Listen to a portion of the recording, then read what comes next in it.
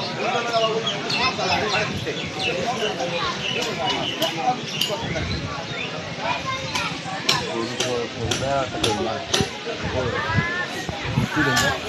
सब बांग्लादेशी है, इसको ले लेना चाहिए, लेकिन ये लोग को, पुलिस को हम लोग बता दिया जेल में भेजने का जरूरत नहीं है। देश के रुपया में खाना खाएगा, कपड़ा देगा, मेडिसिन देगा, एक दामाद है ये लोग। মুখ্যমন্ত্রী শুভেন্দু অধিকারীর ঘোষণার পরই হু হু করে লোক বাংলাদেশে পালাচ্ছে পশ্চিমবঙ্গ দিয়ে। সেই ভিডিওর একটি অংশ হাকিমপুর চেকপোস্টে, যেখানে প্রচুর পরিমাণে বাংলাদেশিদের ব্যাগ মাথায় নিয়ে একেবারে সেই দেশে চলে যাওয়ার চিত্র, কোথাও আবার বিএসএফ এর পারমিশন পাওয়ার জন্য সেখানে তাদের বসে থাকার চিত্র পরিষ্কারভাবে আমাদের সামনে এসেছে। আপনারা জানেন যে প্রত্যেকটি জেলাতে ডিটেনশন ক্যাম্প অর্থাৎ হোল্ডিং সেন্টার বানানোর নির্দেশ দিয়েছিলেন মুখ্যমন্ত্রী শুভেন্দু অধিকারী। 30 দিন পর্যন্ত বাংলাদেশি রোহিঙ্গাদের সেখানে রাখার সিদ্ধান্ত নেওয়া হয়েছিল এবং তারপরেই গতকাল থেকে একেবারে দলে দলে বাংলাদেশি এবং রোহিঙ্গাদের বিভিন্ন চেকপোস্ট দিয়ে বাংলাদেশে পালিয়ে যাওয়ার একেবারেই মানে বিরাট একটা লাইন, লম্বা লাইন চোখে পড়েছে। শুধু তাই নয়, রাজ্যের মাননীয় মুখ্যমন্ত্রী শুভেন্দু অধিকারী বলছেন পালাও পালাও, যত তাড়াতাড়ি সম্ভব এখান থেকে পালাও। এই পশ্চিমবঙ্গের মানে আমাদের সাধারণ মানুষের, পশ্চিমবঙ্গবাসীর পেট মেরে এদেরকে কিন্তু পুষবো না বলে জানিয়ে দিয়েছেন শুভেন্দু অধিকারী। আমি শোনাবো, সমস্ত বক্তব্য শোনাবো। সব থেকে ইম্পর্টেন্ট বিষয়, সব থেকে বড় কথা, অমিত শাহ একটা দেশের মধ্যে হাই লেভেল কমিটি গঠন করে দিয়েছে এই প্রথম স্বাধীন ভারতবর্ষে। সেখানে লিস্টটা দেখাবো, সেই লিস্টের মধ্যে কে আছে আর কে নেই। দেশ মনে করছে বাংলাদেশিদের যেভাবে বিশেষ করে পশ্চিমবঙ্গের বর্ডার দিয়ে ঢুকিয়ে দেওয়া হয়েছে, এ নিয়ে দেশের ডেমোগ্রাফিটা চেঞ্জ হয়ে গিয়েছে। তার জন্য সিদ্ধান্ত নিতে দেশব্যাপী একটা কমিটি তৈরি করা হচ্ছে, উচ্চ পদস্থ কমিটি। আজকে দেখাবো সেই অংশ। অন্যদিকে এটাও দেখাবো, এই দুর্নীতিবাজ মহিলা যাকে প্রাক্তন মুখ্যমন্ত্রী হিসাবে আমাদের মেনে নিতে বাধ্য হয়েছি আমরা, তাকে কেন দেশদ্রোহিতার আইনে জেলে ঢোকানো হবে না, এই প্রশ্ন আমি একটি ভিডিও দেখিয়ে আজকে শুরু করব। নমস্কার, ওয়েলকাম টু সিম্পল এসএবিসি। আপনাদের সকলকে স্বাগত জানিয়ে শুরু করছি অত্যন্ত গুরুত্বপূর্ণ একটি পর্ব। আমি আপনাদের সামনে অনেক তথ্য বলবো। আমি এই তথ্যগুলো দেখানোর জন্য অত্যন্ত গুরুত্বপূর্ণ একটা পর্ব হতে চলেছে। পর্বটি না ভালো লাগলে শেষ পর্যন্ত কমেন্ট করে বেরিয়ে যাবেন, কিন্তু গ্যারেন্টি দিয়ে বলছি এটা একটা অসাধারণ পর্ব হতে চলেছে। আমি প্রথমে আপনাদের সামনে ওই দুর্নীতিবাজ মহিলা যে পশ্চিমবঙ্গকে সমস্ত দিক থেকে শেষ করে একেবারে মান সম্মান ডুবিয়ে, অর্থনৈতিকভাবে ডুবিয়ে, সমস্ত দিক থেকে ডুবিয়ে দিয়েছে, সেই দুর্নীতিবাজ মহিলা কেন দেশদ্রোহিতার আইনে তার সাজা হবে না। কেন বলছি, আমি একটা ভিডিও দেখাই। এটা প্রচার পর্বের ভিডিও। আপনারা দেখলেন কিভাবে বাংলাদেশি রোহিঙ্গারা চেকপোস্ট দিয়ে বাংলাদেশে পালানোর জন্য তড়িঘড়ি তারা চেষ্টা করছে, কারণ এই মুহূর্তে মুখ্যমন্ত্রীর নাম শুভেন্দু অধিকারী, দুর্নীতিবাজ মমতা বন্দ্যোপাধ্যায় নয়। সেই মমতা বন্দ্যোপাধ্যায় কিছুদিন আগে, এই মাত্র 1 মাসও আগে হয়নি, তিনি বিভিন্ন ওই মুসলিম জনবসতি পূর্ণ এলাকাগুলোতে গিয়ে সেখানে গিয়ে বারবার বলছিলেন, হ্যাঁ তোমাদের মধ্যে কতজনের এশায়ারের লিস্টের নাম বাদ গেছে, আবার দেখাও তো।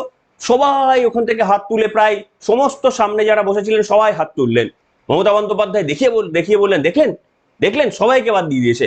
মানে মমতা বন্দ্যোপাধ্যায় কোনো রকমের জাজ না করে সেই দিন যে এদের মধ্যে সত্যি প্রকৃত কতজন ভারতীয় এবং কতজন অভারতীয়, শুধুমাত্র হিন্দু মুসলিমের তাস খেলে এদের প্রত্যেককে ভারতের মধ্যে নিয়ে রেখে দেওয়ার চেষ্টা করেছিল। আগে ভিডিওটা দেখুন, কিন্তু এর পেছনে মমতা বন্দ্যোপাধ্যায়ের একটা সুনির্দিষ্ট কৌশল ছিল।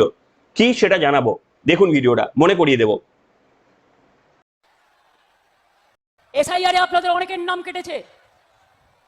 এখানে যারা উপস্থিত আছে কার কার নাম কেটেছে একটু হাত তুলবেন। হ্যাঁ,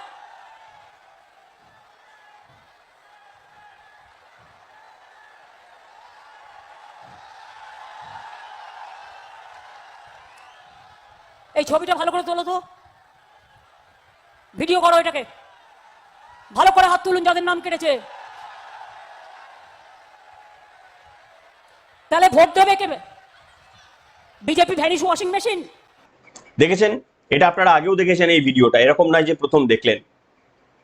প্রচুর সামনে মহিলারা মমতা বন্দ্যোপাধ্যায় নিয়ে এসে তারা পরিষ্কার বলছেন যে তারা এশআর নাম বাদ গেছে। মমতা বন্দ্যোপাধ্যায়ের মনে কোনো কোয়েশ্চেন নেই যে সত্যি এরা ভারতীয় কিনা, তার কোনো কোয়েশ্চেন করার দরকার নেই। তার কারণ তিনি জানেন সংখ্যালঘু মনে তাদের ভোটার, সে বাংলাদেশি হোক, মায়ানমারি হোক, যে হোক, তার কোনো আপত্তি নেই। এর পেছনে একটা সুনির্দিষ্ট তাদের উদ্দেশ্য ছিল বলে মনে করছে কেন্দ্রীয় সরকার। মমতা বন্দ্যোপাধ্যায় একটু ভালো করে লক্ষ্য করবেন, খুব ভালো করে কৌশলটা লক্ষ্য করবেন। মমতা বন্দ্যোপাধ্যায় বিহারের লোকজনকে, উত্তরপ্রদেশের লোকজনকে, গুজরাট কিংবা মধ্যপ্রদেশের লোকজনকে বহিরাগত বলতেন, মানে আমাদের দেশের লোকজনকে আমাদের রাজ্যের বহিরাগত। অথচ বাংলাদেশিদের লোকদের, মায়ানমারদের লোকজনদের মমতা বন্দ্যোপাধ্যায় তাদেরকে তার রাজ্যের নাগরিক বলে মনে করতেন। আসলে মমতা বন্দ্যোপাধ্যায়ের উদ্দেশ্য ছিল পশ্চিমবঙ্গকে একটা আলাদা স্টেট তৈরি করা, এবং সেই স্টেটে তিনি যেমনটা বলবেন তেমনটাই হবে। এখানে হিন্দুদের ওপর অত্যাচার হবে, এখানে অন্য ভারতের অন্যান্য স্টেট থেকে এখানে কেউ আসতে পারবে না, আসলে তাদেরকে পাসপোর্ট নিয়ে আসতে হবে, এবং বাংলাদেশ, মায়ানমার এই সমস্ত সংখ্যাগরিষ্ঠ মুসলমান কান্ট্রিগুলো থেকে ফ্রি যাতায়াতে থাকবে, এবং কোনো দরকার পড়লে তাদের সঙ্গে যদি প্রয়োজন পড়লে মিলিয়ে দিতেও মমতা বন্দ্যোপাধ্যায়ের হয়তো অসুবিধা হবে না। এই ধরনের একটা তার উদ্দেশ্য আমরা দেখেছিলাম। তার কারণ তিনি অনেক ক্ষেত্রে বলেছিলেন যে বাংলা যদি জ্বলে বিহার জ্বালিয়ে দেব, উত্তরপ্রদেশ জ্বালিয়ে দেব, রাজস্থান জ্বালিয়ে দেব। একজন মুখ্যমন্ত্রী হয়ে বাংলাকে একটা অন্য দেশ হিসাবে ট্রিট করতেন, বলছেন যে বাংলাকে জ্বালালে অন্যদের জ্বালিয়ে দেব। এই ধরনের স্টেটমেন্টও তার আরজি কর আন্দোলনের সময় মুখ দিয়ে বেরিয়েছিল। আমি এখানে এই মুহূর্তের যিনি আমাদের মুখ্যমন্ত্রী শুভেন্দু অধিকারী, তার সঙ্গে কতটা ডিফারেন্স এই দুর্নীতিবাজ মহিলার, সেটা দেখানোর জন্য শুভেন্দু অধিকারী গতকালই বললেন যে পালাও, যে যেখানে পাচ্ছ ভাই পালাও। এশআইআর এর সময়ও তিনি বলেছিলেন, এখনো তিনি বলছেন যে পালাও। কি বলেছেন মুখ্যমন্ত্রী শোনাবো। ये सब बांग्लादेशी है, इसको ले लेना चाहिए, लेकिन ये लोग को, पुलिस को हम लोग बता दिया जेल में भेजने का जरूरत नहीं है। देश के रुपया में खाना खाएगा, कपड़ा देगा, मेडिसिन देगा, एक दामाद है ये लोग। जल्दी जल्दी भागो, जल्दी जल्दी भागो, नहीं तो जो करना है सरकार करेगा।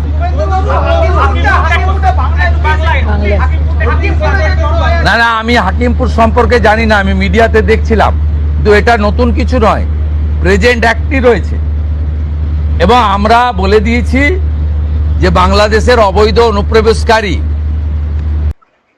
শুনলেন, এই হচ্ছে দুটো মুখ্যমন্ত্রীর স্ট্যান্ড। দেখুন, মমতা বন্দ্যোপাধ্যায় শুধুমাত্র একজন রাজনৈতিক নেত্রী ছিলেন না, যে অন্য একটা রাজনৈতিক দলের নেত্রী ছিলেন, তার একটা উদ্দেশ্য ছিল, তার কোনো একটা উদ্দেশ্য ছিল। আমার মনে হয় এটাকে খুব শীঘ্রই এটাকে ধরা উচিত যে মুখ্যমন্ত্রী ঠিক কি করতে চেয়েছিলেন। আমি একটু পরে ব্যাখ্যা করছি সেন্ট্রাল গভর্নমেন্টের তরফ থেকে অমিত শাহ কি উদ্বেগ প্রকাশ করেছে, মারাত্মক উদ্বেগ প্রকাশ করেছে, আমি শোনাচ্ছি।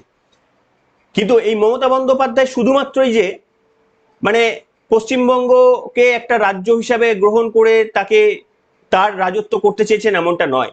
কেন্দ্রের সমস্ত কেন্দ্রীয় নীতির বিরোধিতা, এমনকি ভারতের সেনাবাহিনীর পর্যন্ত বিরোধিতা করেছিলেন। ভালো করে খেয়াল করে দেখুন, ভারতের প্রত্যেকটি সেনাবাহিনীর অংশকে নিয়ে তিনি কুরুচিকর মন্তব্য, তাকে দেখে সেনারা পালিয়ে যাচ্ছে, তাকে সেনারা ভয় পায়, ভারতীয় সেনাদের অসম্মান এবং বাংলাদেশি এবং রোহিঙ্গাদের সসম্মান।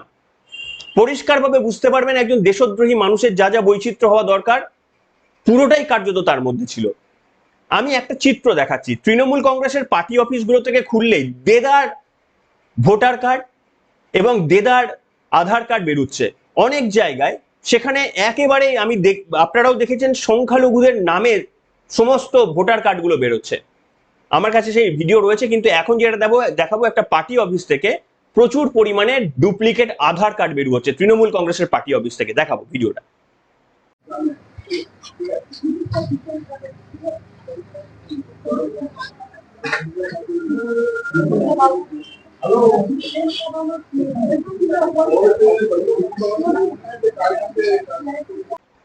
দেখলেন, অর্থাৎ এটা আপনাকে গোয়েন্দা হওয়ার প্রয়োজন নেই। মমতা বন্দ্যোপাধ্যায় পশ্চিমবঙ্গে রাজ করতে চাননি, তিনি কোনো একটা উদ্দেশ্য ছিল। মমতা বন্দ্যোপাধ্যায়কে বাংলাদেশ থেকে বারবার বলা হচ্ছিল যে তুমি ভারত থেকে পশ্চিমবঙ্গকে স্বাধীন ঘোষণা করো, এইটাই প্রকৃত সময়, তুমি স্বাধীনতা ঘোষণা করো। তার কারণ বাংলাদেশেও বুঝতে পারছে যে এখানে ভারতবর্ষ বা পশ্চিমবঙ্গে হিন্দুরাও জাগরণ হচ্ছে, তারাও জাগরিত হচ্ছে। মমতা বন্দ্যোপাধ্যায়ের আয়ু শেষ হয়ে যাচ্ছে, রাজনৈতিক আয়ু শেষ হয়ে যাচ্ছে। সেই কারণে তারাও বলার চেষ্টা করেছিল যে এইটাই তোমার শেষ সুযোগ, তুমি পশ্চিমবঙ্গকে স্বাধীন ঘোষণা করে দাও, তারপরে আমি, আমার বাবা, মানে পাকিস্তান আর আমি মিলে, এবং যদি আমাদের ওই ডিপ স্টেটের টাকাতে আমরা তখন একটা লড়াই করে নেব। আমাদের খুব সৌভাগ্য, আমি বারবার বলেছিলাম আপনাদের সামনে, এবারে পশ্চিমবঙ্গবাসীর কাছে শেষ সুযোগ পশ্চিমবঙ্গবাসীর মমতা বন্দ্যোপাধ্যায়ের হাত থেকে পশ্চিমবঙ্গকে কেড়ে নেওয়ার। এটা যে কোনো উপায়, এবং বিশ্বাস করুন এটা যদি কোনো চুরি করে হয়ে থাকে তাহলে এটা পশ্চিমবঙ্গবাসীর নয়, ভারতের জন্য মঙ্গল। কারণ এই দুর্নীতিবাজ মহিলাকে এটাকে সরিয়ে দেওয়া উচিত। কিন্তু এনার স্থান এখনো কি করে ফেসবুকে লাইভ করছেন এত পশ্চিমবঙ্গকে নামিয়ে দিয়ে, এইটা শুধুমাত্র আমাদের এখনো বোধগম্য হচ্ছে না। আমি আপনাদের সামনে আর একটা ভিডিও দেখাই, হাকিমপুর চেক পয়েন্টে পৌঁছতে গিয়ে কিভাবে মানুষ অপেক্ষা করছেন কিংবা বেরিয়ে যাওয়ার জন্য প্রস্তুত হয়ে রয়েছেন, একটা ভিডিও দেখাই। এটা দেখার পর আমি আলোচনা করব কেন্দ্রের তরফ থেকে কি সিদ্ধান্ত নেওয়া হয়েছে। আগে এই ভিডিওটা দেখে নিন।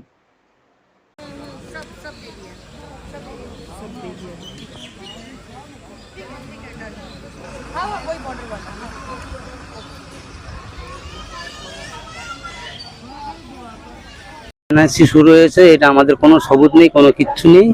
এবার তাই আমাদের দেশে আমরা ফিরে যাচ্ছি। আচ্ছা, এটা আমাকে বলুন, বিজেপি সরকার আসার কারণে কি ফিরছেন? ওই বিজেপি সরকার আসার কারণেই তো এই এনআরসিটা শুরু হয়েছে না।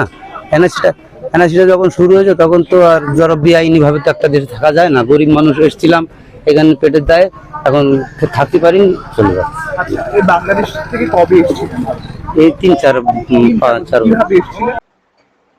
দেখলেন, মানুষ পালাচ্ছে। যদিও শুভেন্দু অধিকারী একটা করে হোল্ডিং সেন্টার রাখতে বলেছেন, 30 দিনের জন্য তো তাদের রাখার ব্যবস্থা করা হবে, কিন্তু তারা বুঝে গেছেন। কি বলছেন জানেন? তারা কি বলছেন শুনলেন আপনারা? তাদের বক্তব্য শুনলেন যে তারা পরিষ্কার বুঝে গেছে যে আর লাভ নেই। মমতা বন্দ্যোপাধ্যায় ওপেন করে দিয়ে, এই দেখুন না, বলছেন কয়েক মাস আগে এসেছি, কয়েক বছর আগে এসেছি, মানে কন্টিনিউয়াস এই প্রসেসটা চলছিল। মমতা বন্দ্যোপাধ্যায়ের 15 বছরে মানে কত কোটি যে ঢুকেছে এই ইয়ত্তা নেই।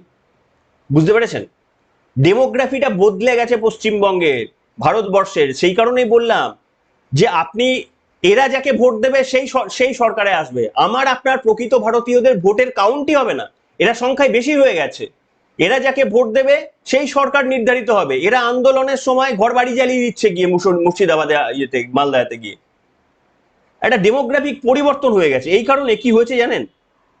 আমি আপনাদের সামনে দেখাচ্ছি, কেন্দ্রের তরফ থেকে দেখুন কি লেখা রয়েছে। অনুপ্রবেশের জেরে বদলে যাচ্ছে জনবিন্যাস, গোটা দেশে প্রভাব খতিয়ে দেখে উচ্চ পর্যায়ের কমিটি গঠন করলো অমিত শাহের মন্ত্রক।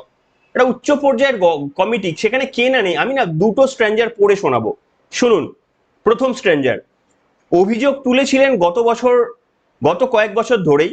এবার কেন্দ্রীয় স্বরাষ্ট্রমন্ত্রী অমিত শাহ অনুপ্রবেশ এবং অন্যান্য কারণে দেশ জুড়ে জনবিন্যাস চরিত্র অস্বাভাবিক পরিবর্তনের প্রভাব পর্যালোচনার জন্য একটি উচ্চস্তরীয় কমিটি গড়ল।